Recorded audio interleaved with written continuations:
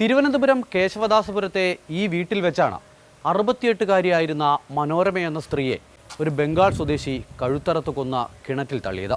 ആ സംഭവത്തിൻ്റെ ഞെട്ടൽ ഇതുവരെയും ഈ നാട്ടിൽ നിന്നും വിട്ടുമാറിയിട്ടില്ല. അങ്ങനെ ഒരു ഉച്ചയൊക്കെയായപ്പോൾ അമ്മ വിളിച്ചു പറഞ്ഞാൽ മക്കളെ അവിടുത്തെ ആൻറ്റിയെ കാണാനില്ല. ഇവിടെ ഞാൻ പിന്നെ ഇവിടെ പോയി ആൻറ്റി അവിടെ കാണും, അല്ലെങ്കിൽ അപ്പുറത്തെങ്കിലും പോയി കാണും എന്ന് ഞാൻ പറഞ്ഞു.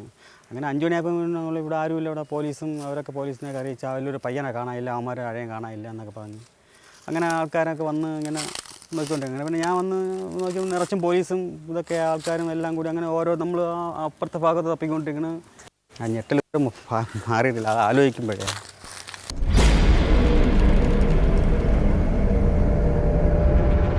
പണി നടക്കുന്ന ഈ വീട്ടിൽ ജോലിക്കായി എത്തിയതാണ് ആദമലി. തൊട്ടിപ്പുറയുള്ള മനോരമയുടെ വീട്ടിലേക്ക് വെള്ളം ചോദിച്ച ആ 21-കാരനെത്തി. മനോരമ അവർക്ക് വെള്ളം നൽകി. പക്ഷേ വെള്ളം നൽകിയത് ഒരു വിഷപ്പാമ്പിനായിരുന്നു.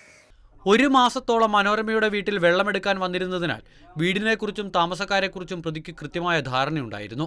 മനോരമയുടെ ഭർത്താവ് വർക്കലയിലുള്ള മകളുടെ വീട്ടിൽ പോയ സമയത്താണ് വീടിന്റെ പിന്നിൽ വെച്ച കൊല നടത്തിയത്. മൃതദേഹം വലിച്ചിഴച്ച തൊട്ടടുത്തുള്ള സ്ഥലത്തെ കിണറ്റിൽ തള്ളി. മൃതദേഹം പൊങ്ങിവരാതിരിക്കാൻ കാലിൽ ഇഷ്ടിക കെട്ടിയിരുന്നു. അവിടെ ഇട്ടാണ് കഴുത്തറുത്തിട്ട് കെട്ടി താഴെ ഇറക്കിയിട്ട് അവൻ ചാടി വലിച്ചിഴച്ച്. നല്ല പൊക്കമുള്ള മതിലാണ്, പക്ഷേ അതൊന്നും ചാടിയില്ല. അവൻ അതൊരു സ്റ്റെപ്പ് ചെയ്തിട്ട് ഒരു സ്റ്റെപ്പ് കൂടി ചാടാമല്ലോ. ആ സ്റ്റെപ്പ് ഇറങ്ങിയിട്ട് പിന്നെ ബോഡി കഴുത്തി കെട്ടി താഴെ ഇറക്കിയെന്ന് തോന്നുന്നു.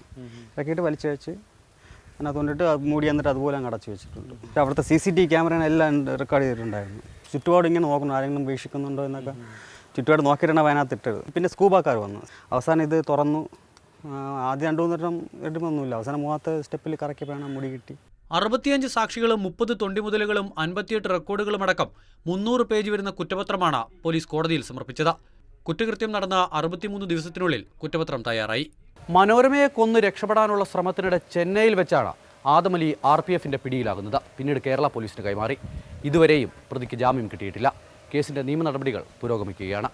അരുണിനൊപ്പം അമൽത്തേനമ്പറമ്പിൽ, മാതൃഭൂമി ന്യൂസ്, തിരുവനന്തപുരം.